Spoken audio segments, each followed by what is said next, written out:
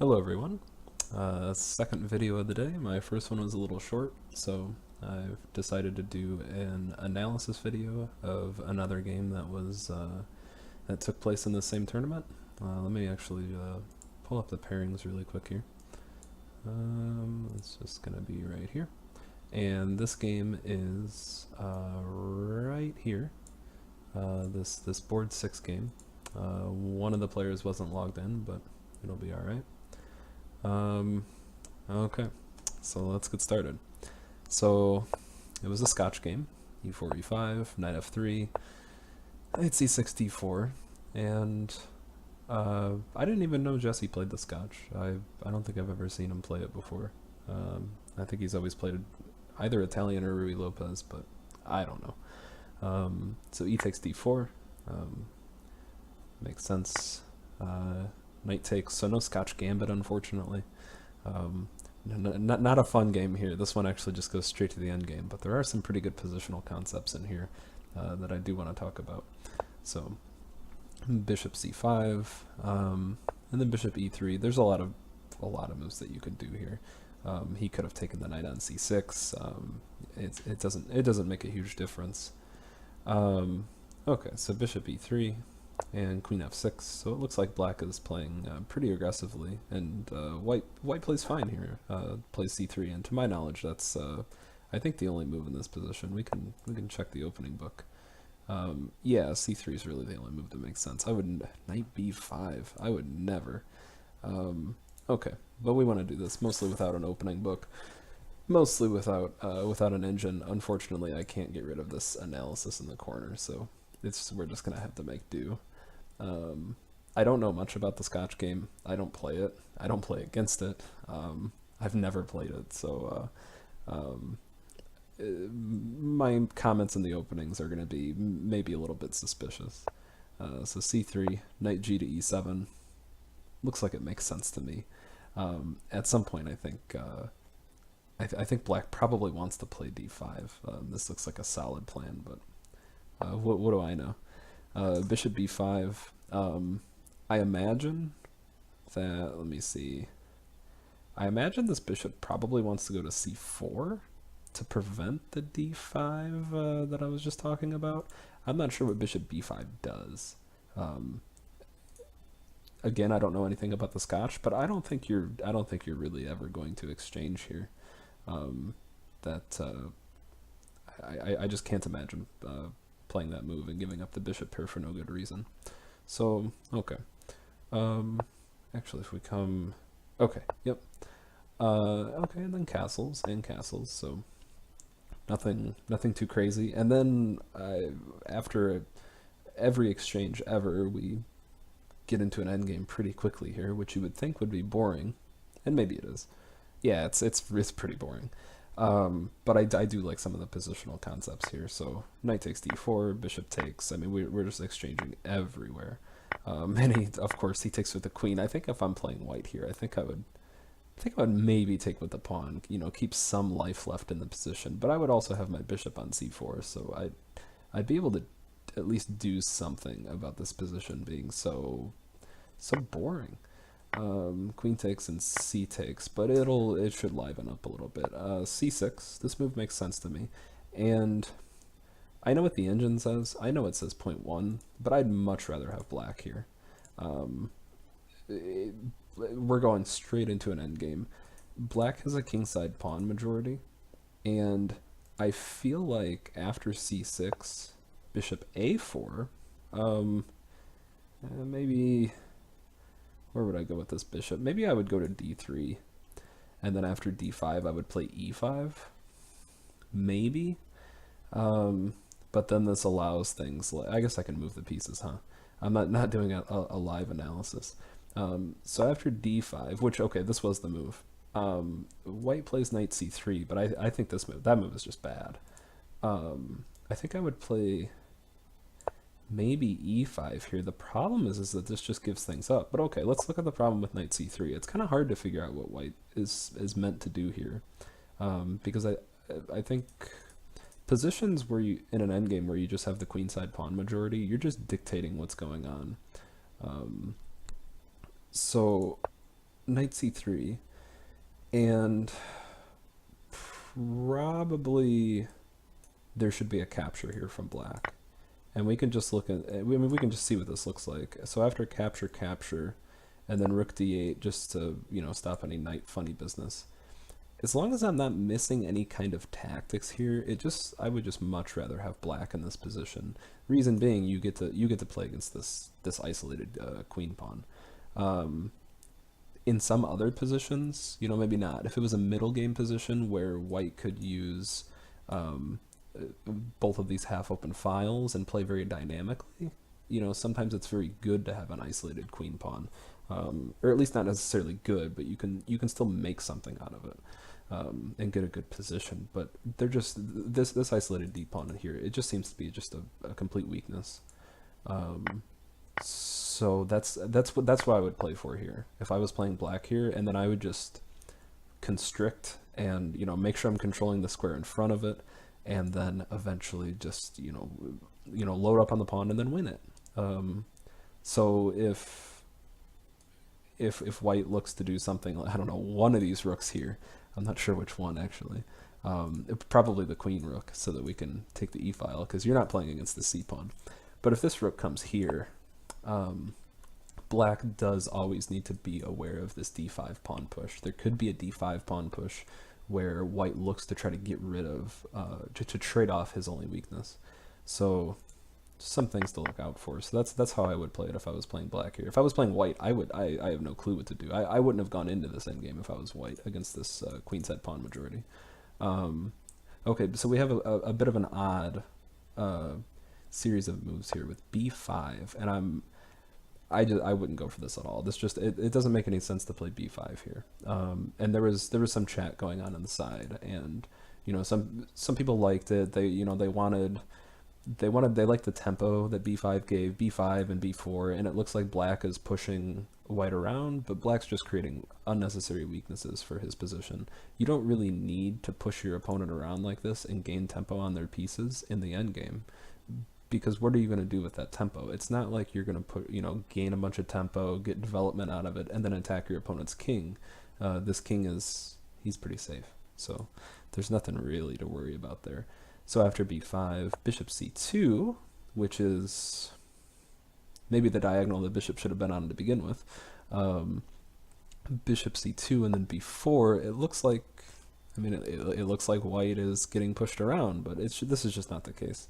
Knight to e2, and probably I would go knight a4 so that I can control this. So anyway, it looks like white's getting pushed around, but really, black just created a weakness for themselves. This c-pawn right here. This is a weakness that wasn't here before. So if you leave this pawn back here on b7, you can play against white's only weakness. It is the end game, so it changes. You're not really going for the same kind of middle game plans where you're trying to gain tempo and development and things like that. It's all about the pawns. It's all about winning pawns and promoting pawns. Like very simplified. You just want to win pawns and then promote your own. So making pawn moves like this in the endgame is you must be very careful. So knight to e2, and yeah, again, I would go knight a4. Knight a4 stops this a pawn from ever doing anything very damaging. It also prevents the c pawn from being pushed, which is definitely preferred. This is black's biggest weakness now. You don't want him to just push it and get rid of it. So bishop a6, a move that probably looks good. I'm not really sure what else black does here. Probably he does need to find a home for his bishop. I think I would play bishop e6 maybe. He needs to find a home for his bishop. He needs to get a rook onto c8 and just get this pawn pushed and get rid of the weakness. Alternatively, he can try just keeping this pawn here, at least for now, and then playing against the d pawn, and trying to hold on to the c pawn, just by guarding it, instead of advancing it and trading it off. But I'm not sure how that would play out. That would be far too much to calculate. Okay, so bishop a6, rook f e1. Bishop a6 isn't really a threat. You just dodge it pretty easily. And if we look at this, we can actually. I don't really want to look at the graph and spoilers. I know there's this spoiler right here, but this is actually not true. We'll get to that later. But yeah, if we look at this evaluation, this is keeping pretty steady throughout most of it. Until we get to, well, in a couple moves this will change, and then it becomes very very back and forth, and we'll see if the graph reflects that, or that was at least my impression, is that it was very boring early on and then it became very back and forth. So rook fe1, d takes e4. This move I like, because now you have access to this weakness, so this is perfect. D takes e4, bishop takes, of course, and rook f to e8. Yeah, I'm not sure what else he does. Maybe knight d5? Maybe at some point knight d5? I don't know. I'm not too sure. Definitely the rooks need to get active. I don't think it really pays off to put the rook on this e-file. I think you want a rook here and you want a rook here. Not on c5. That was a misclick. But you want a rook here and here. One to guard this pawn and then eventually advance it. You also need to break this pin that this bishop has here. And then one on d8 to put pressure against white's weakness. I don't think the e-file is very important at all. And you know, classical knowledge will tell you you put rooks on your open files, but that's not the whole story. That's just kind of the first part of that maxim. You put rooks on your open files so that you can get horizontal activity. So if you can't get horizontal activity, it's, this file doesn't matter. Horizontal activity being like, this would be good if you could eventually get this rook here and then, pig on the 7th and start attacking horizontally. So rook fe8, a3, seems okay. That actually seems kind of like a neat idea. If there's a capture here, you get an open rook file. If black ignores it, you get an open rook file. And if push, I'm not sure. Probably you don't need to play this. I don't know. It's not a bad move. I'm kind of indifferent about it, I think. Yeah, b3. I feel like pushing is okay. This pawn could be weak later, though, so might have to be on the lookout for that. Maybe I kind of like a3 because of that. This pawn could definitely be weak. Could definitely be a target. Knight c3. And yeah, I think instead, I just go rook here and then here, right? I mean, you guard the pawn, but I feel like, rook there and there. The knight can come here, the rook can come here. That pawn looks way easier to attack than it is to defend. So black is, maybe a little bit too committed to pushing his pawns. It's these are weaknesses and they're easy to attack. Okay, so knight c3.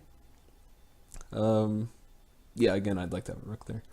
And then bishop b7. Not so sure about this move. It doesn't really break the pin. I mean, there was a pin here, and there's still a pin there. It's just pinned to 2 pieces now, so that doesn't really make a difference. The move that needed to be played was, probably rook here. This rook needs to be here. So same story. So bishop b7, rook to e3. This is a good move, except your knight's in the way. So, yeah, this knight maybe belonged on c1 if black was really going to contest this pawn. But I don't think black could be quick enough. So bishop back to a6. So, yeah, I wouldn't have done that. I'm not so sure about what's going on here. Knight a4. Okay, maybe proving me wrong here. The knight e2 to a4. This is excellent. When the knight comes to c5, it can attack the pawn that way. Perfect. And this is a great spot for the knight. So maybe I rescind what I was saying earlier about the knight being on c1. It is perfect on c5. And the knight just sits there. This is the important thing. Unfortunately, he never puts it on c5, I don't think, which is just a total mistake. But the knight just sits here on c5, and black's not getting rid of it. It takes a lot of moves. This knight, it takes 3 moves just to attack this knight here, and it'll take 4 because if this knight just moves to attack, it hangs the c pawn. So this has to be guarded, or something like that, and then yeah, so it's gonna take a lot of moves to get rid of this knight on c5, and by then this pawn falls. This is just not working out at all for black if white chooses to punish. But okay, so knight a4, f5, maybe creating more weaknesses. I'm not so sure about this. Maybe I go bishop d3 here, and then if there's a trade, that pawn's really hard to defend. And if there's not a trade, then bishop c4 check, and yeah. Maybe after bishop c4 though, knight d5. So I think I like his move, bishop f3. This seems okay, but I think knight d5. I think this needs to be played. There's not too much else you can do here, and I think. Well, what's the computer say? I'm actually curious about this. Maybe knight d5. Oh, I liked it for a second. Okay, so it seems okay with it. Maybe knight d5, bishop takes, pawn takes, knight c5. This seems better. And there's no hurry to play knight c5, probably. So probably here first, I think. And then if this rook ever comes here, you just go here.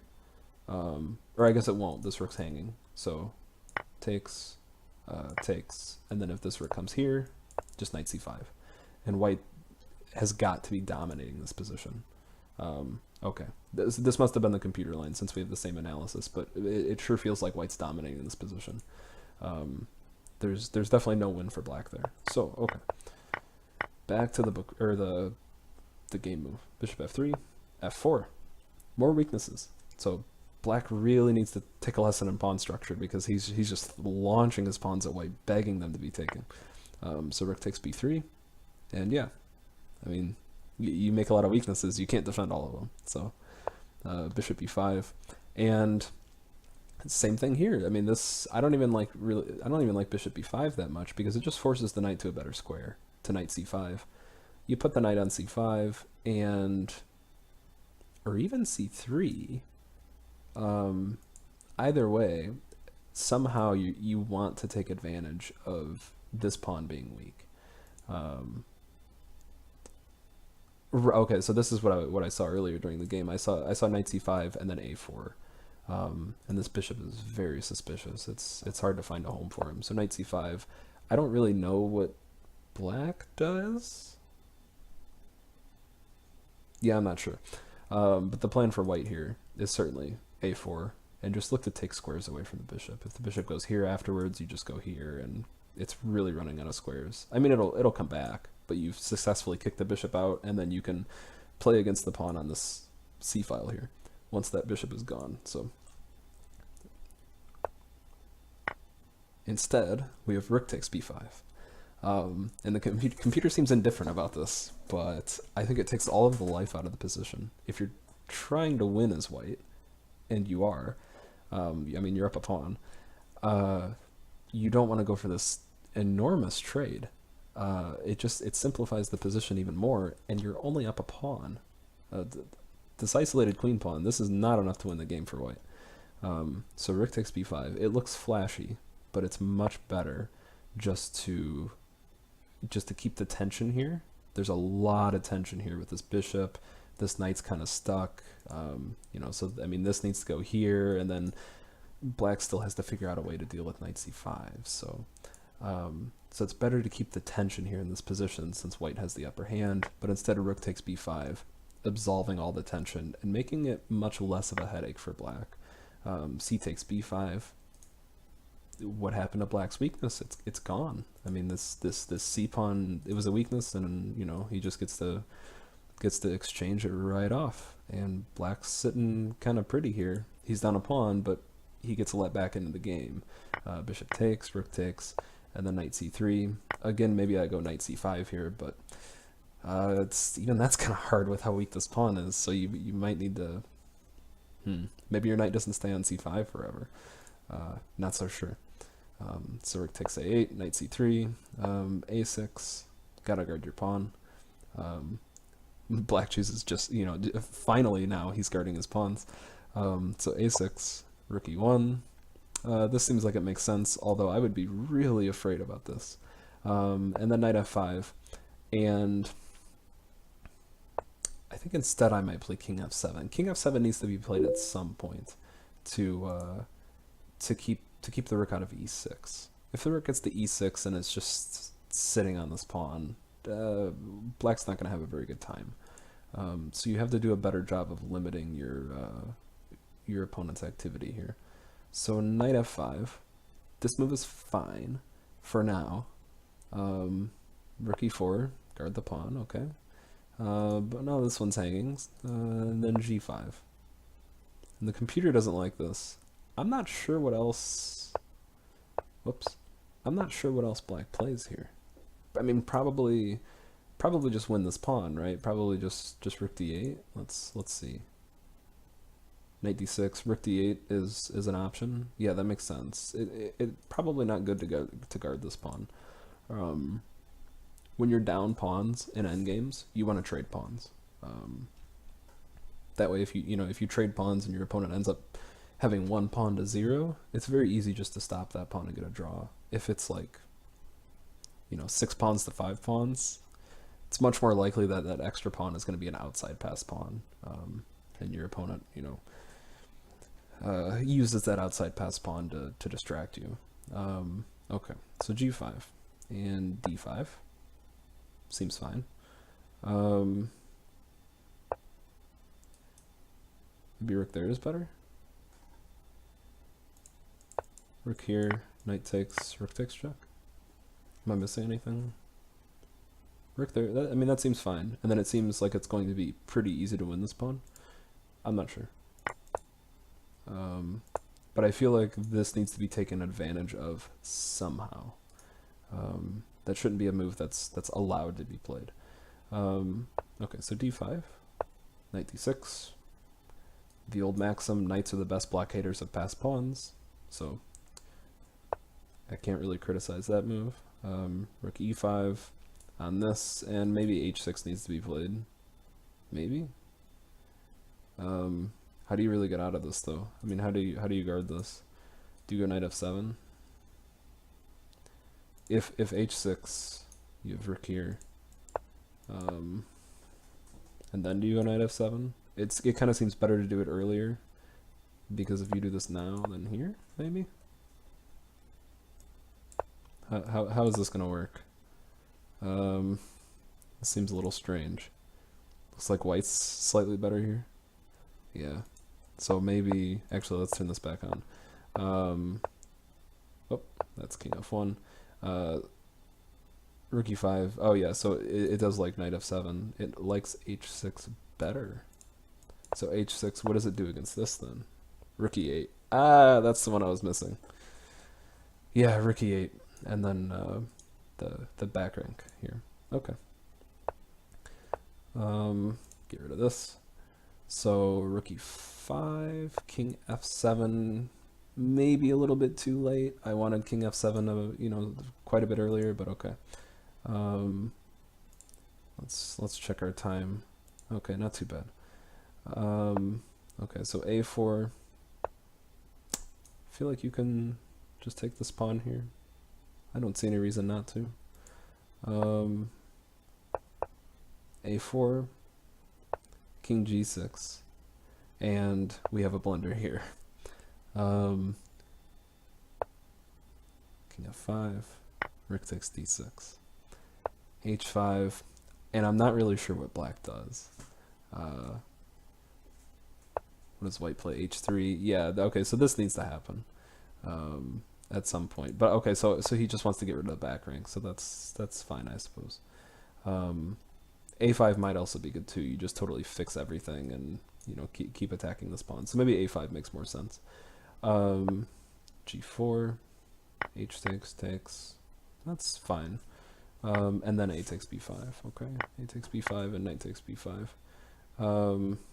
This move is rook b6. Computer wants to take with the rook, I suppose. Probably doesn't make a huge difference. White's just easily winning here, so we'll fast forward through most of this. Rook b8, knight c7 takes, and now black is going to try to play for a back rank. Makes sense. He's got to go for something. So rook a6 so that you can so that you can advance the pawn.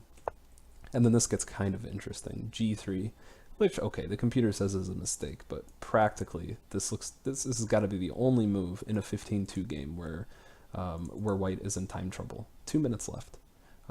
So it's important to make moves like this. You have to keep the pressure on. So okay, f takes g3, sure, fine.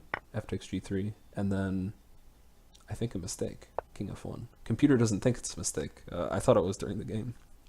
Excuse me. 1 second. Okay. So I thought king f1 was a mistake during the game. Maybe it's missing a threefold here, I'm not sure. But I feel like rook a1 needs to be played. This looks like it's just the only move. Let's see what the computer says. It doesn't like rook a1, okay. Alright, it really hates it, wow. So king f1 is apparently fine.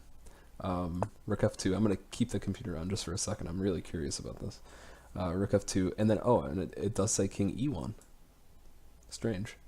So the computer can calculate perfectly that this endgame is just still easily winning for white.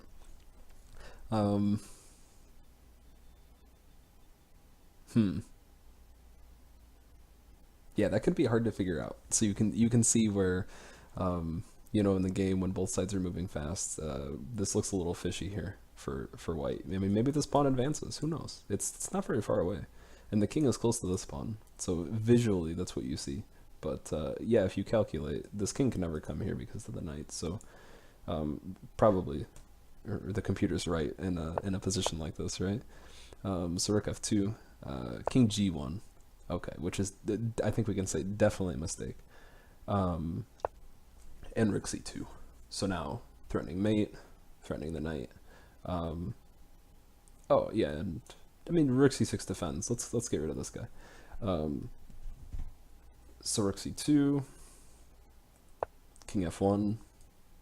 He's only got 2 minutes left. Well, a minute and a half now, so give him a break, right? So rook c6 was missed, and rook takes c7, and now we have a dead drawn endgame. At some point, I think white offers a draw here, and there's a few more interesting parts here, I think, but maybe not. Maybe it's just a boring old rook endgame. It could be. I think instead of rook c1, well, okay, so some context. In this position, I believe white had offered a draw here. Considering his time, considering it is a dead drawn position, this pawn isn't enough to win, especially in a rook endgame. So white had offered a draw here, and black declined. So if black's going to decline a draw, you know, you want to look for a move that's going to help you win. And I think the only move that makes sense is maybe rook here, but then pawn push. So maybe not. Oh no, that pawn just falls if that happens. So maybe king e5, maybe rook here, maybe rook c2. There's a couple ways to win. You know, you can try to push for it. I think it's got to revolve around one of those moves. Definitely not rook c1 check. Rook c1 check just brings the king closer to where he wants to go. I mean, definitely, there's nothing solid with the other moves that I pointed out. It's still a dead draw, but if you're practically trying to win, I don't think rook c1 is the right move. So the king comes closer, okay? And for sure, if I was black here, I would play rook c1. I mean, I would take the draw, but I would play rook c1 because I want the draw. So I would play rook c1, and then here, king f3, and then here, and I would just perpetual. And there's nothing white can do here. It's just, it is dead drawn from here. And then we have king e4. So the draw is still achievable, but yeah, if I'm black, I would just totally just play for the draw. Rook a4 check, and then we have some, okay, rook a4 check hanging the pawn even, so it's even more drawn. And then we'll speed through some of these moves. We have here, I mean, black can also play, you know, play here and kick the king back if he wants to. But this is a nice try, this rook f2, or sorry, rook f7. Rook a3, you can go rook a2 and just preserve the draw, I believe. Oops. rook a2 to control this square. Here, this just doesn't work because the king is back in time. Let's make sure. Yeah, it's hard to blunder these endgames. So rook to a3, which is fine. It's hard to blunder. Rook f2, king e3, and then he just gets the pawn back. Even if the rook comes here, you just win the pawn back. So, and then we had some back and forth. We had some draw offers, and then black clicked the wrong button and resigned. So that explains this, but they agreed on a draw. All right. A bit of a longer analysis than I had imagined. We did go 59 moves, but much of it was kind of a boring rook endgame. Boring opening, so we were able to skip through some of it, but I did want to make the video and highlight some of there were some really cool positional concepts in there. All right. Thank you all for watching, and I'll see you later. Bye.